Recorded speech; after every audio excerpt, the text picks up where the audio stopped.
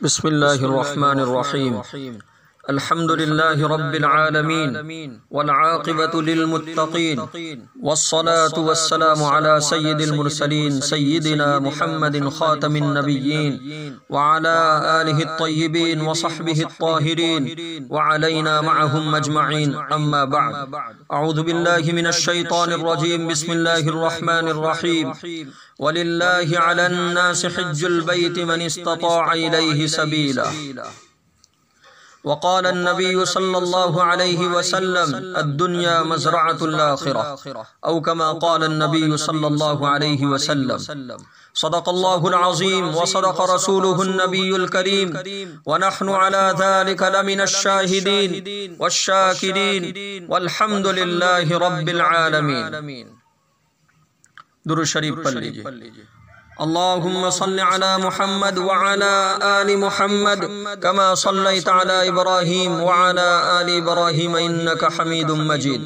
اللهم بارك على محمد وعلى آل محمد كما باركت على إبراهيم وعلى آل إبراهيم إنك حميد مجيد.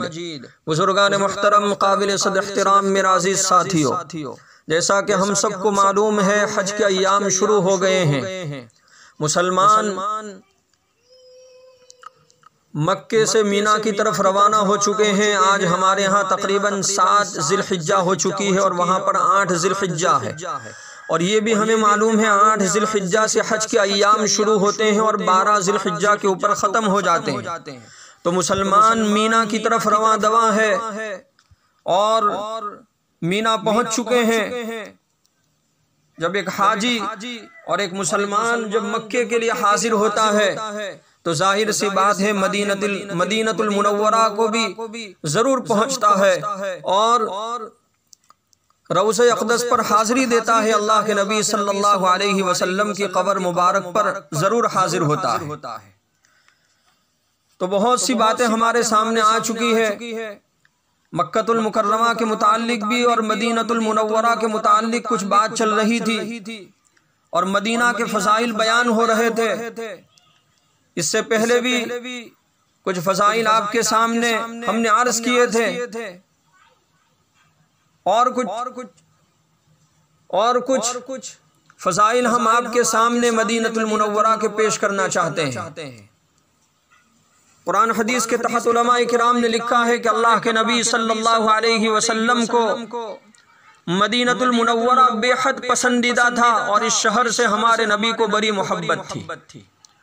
اللہ کے نبی صلی اللہ علیہ وسلم جب کبھی سفر سے واپس تشریف لاتے تو چہرے مبارک پر خوشی کے آثار ظاہر ہو جاتے اور جب مدینہ کی حد شروع ہو جاتی تو ہمارے نبی اپنی چادر کو بازو سے ہٹا دیتے تھے اور چہرے مبارک کو صاف نہیں فرماتے. چادر کو ہٹا دیتے اور چہرے مبارک کو صاف نہیں فرماتے اور آگے ارشاد فرماتے تھے کہ مدینے کی خاک میں شفا ہے، مدینے کی مٹی میں شفا ہے. مطلب کہ ہمارے نبی کا مقصد کہ چہرے کے اوپر گرد و غبار لگتا تھا اور ہمارے نبی فرماتے تھے کہ مدینے کی گرد و غبار اور مٹی سے اللہ تعالیٰ بیماریوں کو دور فرما دیتے تھے، بیماریوں کو دور فرما دیتے ہیں. ایک اور روایت میں حضرت عباس رضی اللہ تعالیٰ عنہ نے روایت کیا ہے کہ اللہ کے نبی صلی اللہ علیہ وسلم نے فرمایا کہ حق تعالیٰ نے مدینہ طیبہ کو شرک کی نجاست سے پاک فرمایا ہے.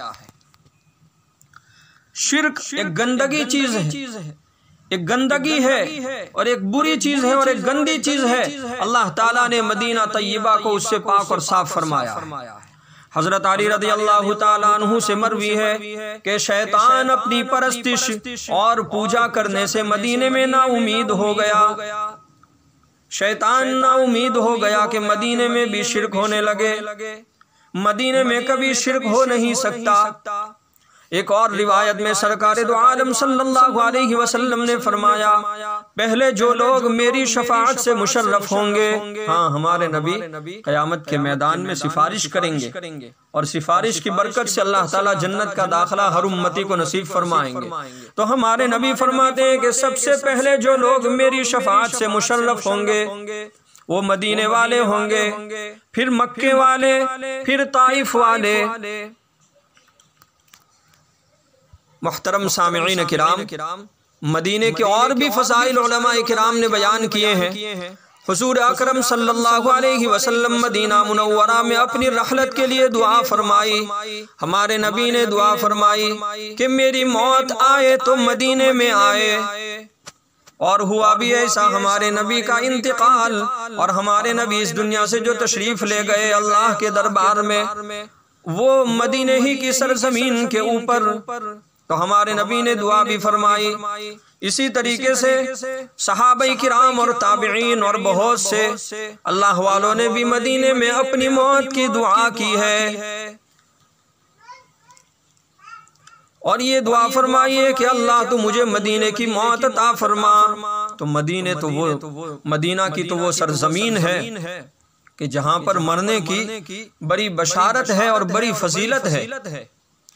آپ صلی اللہ علیہ وسلم نے فرمایا کہ میری قبر کے لیے مدینے کے سوا پوری زمین پر کوئی دوسری جگہ مجھے پسند نہیں۔ ہمارے نبی نے مدینے میں مرنا پسند کیا۔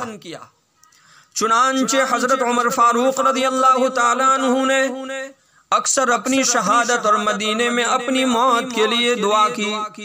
ہاں، حضرت عمر فاروق رضی اللہ تعالیٰ عنہ کی زبان سے ایک دعا نکلتی تھی، اللہم ارزقنی شہادتا فی سبیلک، یا اللہ تو مجھے تیرے راستے میں شہادت والی موت عطا فرما۔ یہ دعا بھی قبول ہو گئی، حضرت عمر رضی اللہ تعالیٰ عنہ کو شہید کر دیا گیا۔ دوسری ایک دعا یہ فرمائی، وَجْعَلْ مَوْتِي بِبَلَدِ رَسُولِكَ، یا اللہ تو مجھے اپنی موت تیرے رسول کے شہر میں عطا فرما۔ یہ بھی قبول ہو گئی۔ مدینے میں حضرت عمر فاروق رضی اللہ تعالیٰ عنہ تشریف فرما تھے اور ان کو شہید کر دیا گیا، تو شہادت کی دعا بھی قبول، مدینے کی موت اور مدینے میں مرنے کی دعا بھی حضرت عمر فاروق رضی اللہ تعالیٰ عنہ کی قبول ہو گئی۔ عزیز بھائیو، بہت سے بڑے بڑے اللہ والے، بہت سے محدثین، بہت سے تابعین اور بڑے بڑے اللہ کے ولی مدینہ کو چھوڑ کر صرف اس لیے نہیں گئے کہ کہیں اور جائیں گے اور وہاں موت آ گئی تو مدینے کی زمین نصیب نہیں ہوگی۔ بہت سے واقعات علماء کرام نے لکھے ہیں۔ بسم اللہ الرحمن الرحیم، الحمدللہ